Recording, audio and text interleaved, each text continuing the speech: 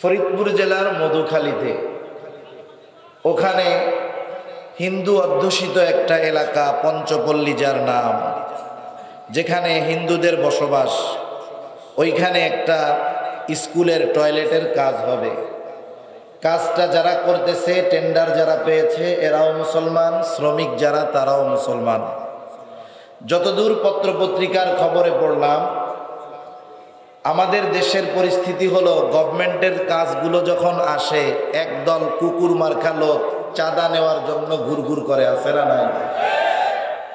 এই জন্য অনেক সময় দেখা যায় ঠিকাদার যারা রাস্তাঘাট বিল্ডিংয়ের কাজ যারা করে, এরা এই কুকুরগুলাকে খাবার দিতে দিতে লাস্টে কাজটা আর ঠিকমতো করতে পারে না।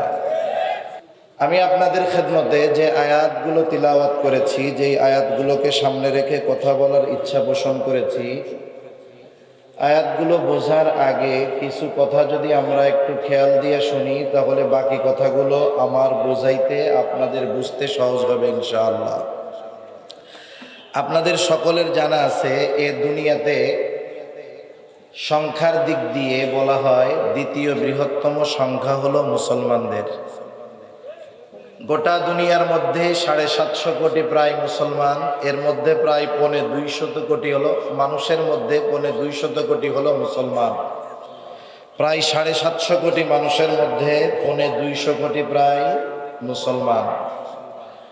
এই মুসলমানেরা, আল্লাহ তাআলা এদেরকে প্রাকৃতিকভাবে এত নেয়ামত দান করেছে। গোটা দুনিয়ার আল্লাহ প্রদত্ত যেই খনিজ সম্পদ, স্বর্ণ, তেল, এর 80% খনিজ সম্পদ আল্লাহ তাআলা মুসলমানদেরকে দান করেছেন। মনে রাখতে হবে, এ দুনিয়ার চালিকা শক্তি হলো তেল এবং স্বর্ণ। এই গোটা দুনিয়ার সব কিছুর দাম বাড়ে কমে, আপ ডাউন হয় স্বর্ণের দামের উপরে নির্ভর করে। এই দুনিয়াতে তারাই সবচাইতে বেশি ধনসম্পদওয়ালা দেশ, যাদের গোডাউনে, যাদের স্টকে, যাদের অধীনে যত বেশি স্বর্ণ আছে। এই স্বর্ণগুলো এবং যেটাকে তরল স্বর্ণ বলা হয় তেল, আল্লাহ তাআলা এই দুটোই মুসলমানদেরকে দান করেছেন। তাহলে মুসলমানেরা এ দুনিয়াতে সংখ্যার দিক দিয়ে যেমন অনেক, সম্পদের দিক দিয়েও অনেক, তবে এর পরেও বলেন তো, গোটা দুনিয়ায় সবচাইতে মাজলুম কারা? আর একটু জোরে বলেন না, কারা? ইসলাম বিদ্বেষীরা যেখানে, ইসলাম যে দেশগুলোতে নাই, অমুসলিম কান্ট্রিগুলোর মধ্যে মুসলমান নির্যাতিত হতে পারে, সেটা একটা যৌক্তিক বিষয়। কিন্তু যেই দেশে 92% মুসলমান, যেই দেশে 92% মুসলমান বলে আমরা আত্মতৃপ্তির ঢেকুর তুলি, এই ধরনের দেশে যখন মুসলমানই মজলুম হয়, এর চাইতে দুঃখের আর কিছুই থাকে না। সম্প্রতিকালের অনেক ঘটনা সামনে বলা যাবে আপনাদের সামনে, যেমন একেবারে অতীত নিকটের ঘটনা আপনাদের সকলের জানা। ফরিদপুর জেলার মধুখালীতে, ওখানে হিন্দু অধ্যুষিত একটা এলাকা পঞ্চপল্লী, যার নাম, যেখানে হিন্দুদের বসবাস, ওইখানে একটা স্কুলের টয়লেটের কাজ হবে। কাজটা যারা করতেছে, টেন্ডার যারা পেয়েছে, এরাও মুসলমান, শ্রমিক যারা, তারাও মুসলমান। যতদূর পত্রপত্রিকার খবরে পড়লাম, আমাদের দেশের পরিস্থিতি হলো, গভর্নমেন্টের কাজগুলো যখন আসে, একদল কুকুর মার্কা লোক চাঁদা নেওয়ার জন্য ঘুরঘুর করে, আছে না নাই? এই জন্য অনেক সময় দেখা যায় ঠিকাদার যারা রাস্তাঘাট বিল্ডিংয়ের কাজ যারা করে, এরা এই কুকুরগুলাকে খাবার দিতে দিতে লাস্টে কাজটা আর ঠিকমতো করতে পারে না।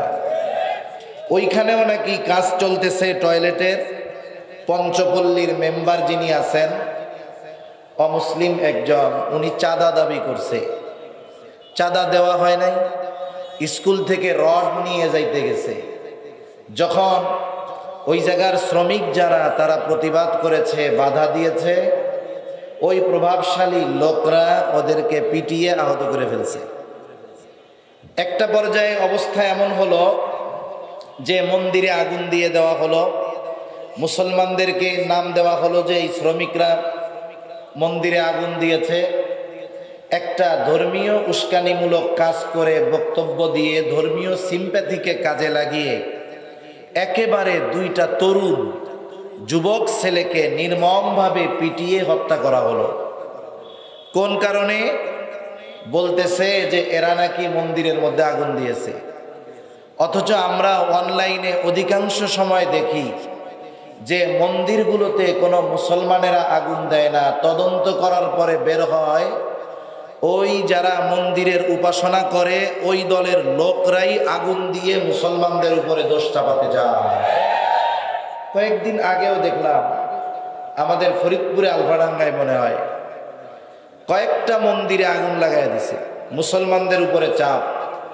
এরপরে সিসি ক্যামেরার ফুটেজ দেখে জানা গেল যে একজন হিন্দু যুবক সে নিজে ওই মন্দিরে আগুন জ্বালায় দিয়া মুসলমানদেরকে দোষারোপ করার অপচেষ্টা করতেছে। অথচ বলেন তো, আপনারা তো ওয়াজ মাহফিল, তাফসির মাহফিল, ইসলামী জলসা, ইসলামী মহাসম্মেলন অনেক কিছুই শুনেন। আপনাদের দেশে এসে কোনো আলেম, কোনো ওয়াইজ, কোনো বক্তা, কোনো মুফাসসির এ কথা কি বলেছে যে হিন্দুদের মন্দিরে আগুন দিবেন? জোরে বলেন, বলেছে? বরং আমরা আপনাদের মানা করি কোনটা? বলি যে আপনি একজন মুসলমান, আপনার কাছে সবচাইতে দামি সম্পদ হলো ঈমান। আমাদের ইসলাম বলে মূর্তি পূজার সাথে যারা জড়িত থাকে এদের ঈমান থাকে না। এই ধরনের কাজ যেখানে হয় আল্লাহর লাআনত বর্ষিত হয়। এজন্য ঈমানদারেরা আপনারা ঈমান বাঁচানোর স্বার্থে এই ধরনের কোনো কর্মকাণ্ডে যাবেন না, ঠিক কিনা বলেন?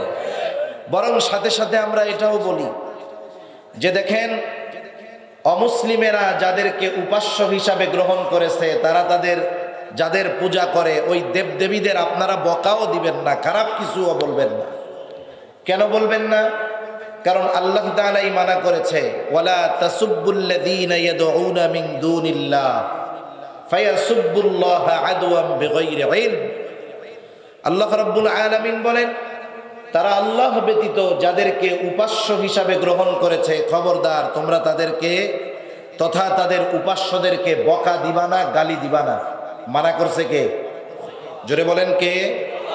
কেন গালি দিবা না? আল্লাহ তাআলা বলেন, ফায়াসুব্বুল্লাহা আদওয়াম বিগাইরি ইলম। তোমরা যদি তাদের উপাস্য দেবদেবীকে বকাঝকা দাও তাহলে তারা তোমাদের প্রতি শত্রুতাবশত অজ্ঞতার কারণে আল্লাহ তাআলাকে বকা দিবে। এজন্য আমরা আপনাদের বলি যে ওদের ধর্ম ওরা পালন করুক, অসুবিধা নাই, কিন্তু আপনি যদি নিজেকে মুসলমান ইমানদার দাবি করেন তাহলে অবশ্যই অবশ্যই আপনার আমার ঈমান বাঁচানোর স্বার্থে তাদের ধর্মীয় কার্যকলাপ থেকে নিজেদেরকে বাঁচিয়ে রাখতে হবে, ঠিক কিনা বলে? এগুলো আমাদের ধর্মীয় আলোচনা।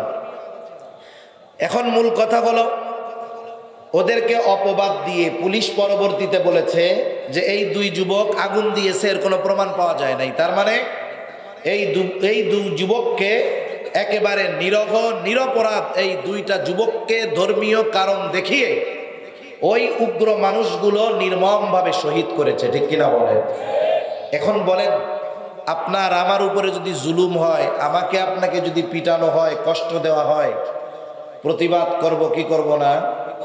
আপনার ভাইয়ের উপরে যদি কেউ আঘাত করে, প্রতিবাদ করবেন কি করবেন না? আল্লাহ রাসূল সাল্লাল্লাহু আলাইহি ওয়াসাল্লাম বলেন, মুসলমান এক দেহের ন্যায়, যখন তার কোথাও কোনো কষ্ট পায় গোটা দেহ এই কষ্ট অনুভব করে, ঠিক কিনা বলেন? যখন নির্মমভাবে এই দুই তরুণ যুবককে হত্যা করা হলো, ফরিদপুরের মুসলমানেরা প্রতিবাদ করেছে, স্বাভাবিক বিষয়। ন্যায় বিচার তারা দাবি করেছে, এটা স্বাভাবিক বিষয়। কিন্তু কি হলো? বিচার চাইতে গিয়ে উল্টো মুসলমানদের দেশে 92% মুসলমান যেই দেশে অবস্থান করে ওই দেশের মুসলমানদের উপরেই একদল মুসলমান ভাইয়েরা গুলি চালায় দিয়েছে। তাহলে বলেন তো, 92% মুসলমানের দেশে আমার তো মনে হয় আমরাও মাজলুম, ঠিক কিনা বলেন? তাহলে অন্যান্য জায়গার কথা বাদই দেন, আমরা তো মাজলুম। এই ধারাবাহিকতায় আপনি দেখেন গাজার ফিলিস্তিনের মুসলমানদের অবস্থাটা কি, তাদের অবস্থা কি? তাদের ঈদ নাই, সময় নাই, যখন মন চাচ্ছে আন্তর্জাতিক যুদ্ধ আইন লঙ্ঘন করে ইহুদিরা গাজার নিরহ মুসলমানদের উপরে নির্বিচারে বোমা হামলা চালিয়ে তাদেরকে শহীদ করতেছে, ঠিক কিনা বলেন?